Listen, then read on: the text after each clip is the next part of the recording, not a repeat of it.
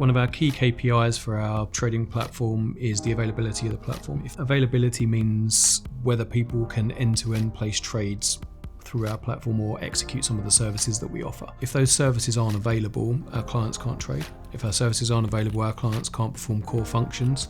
And if our clients can't perform the core functions to do with their accounts, it impacts our reputation. The key challenges the team faces when dealing with outages is making sure that we respond within that time. Making all the stakeholders aware of the incident management process. Understanding the impact on the business. What's their role in it, and how they can work with us to resolve issues as quickly as possible. Any other external disruptions, which could be caused by change, could be caused by cyber threat, could be caused by any number of things that impact IG's availability, we need to be able to manage them. We do our best to be able to manage them proactively. However, that's not foolproof, and when those things aren't foolproof, that's when we need incident managers. Uptime Labs simulates major incidents, and it simulates the pressures of major incident, it simulates the inputs, the influences, having to drive an incident to resolution with a number of key competing priorities. It promotes stakeholder management, it promotes prioritization, it promotes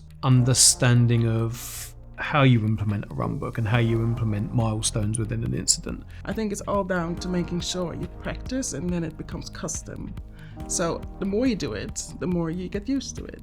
So if you can teach people muscle memory in terms of, okay, here are a set of key behaviors that you need to exhibit when you are managing an incident. If you do these 15, 25 things, what you'll end up with is a good outcome. You can try different approaches, see what works well for you, and that way you can make sure that that can be used in a live incident outside the simulator.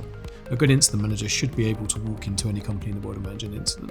And that's why with Uptime, the skills are transferable. We see value in that at IG because if you do the basics, the rest of it will take care of itself.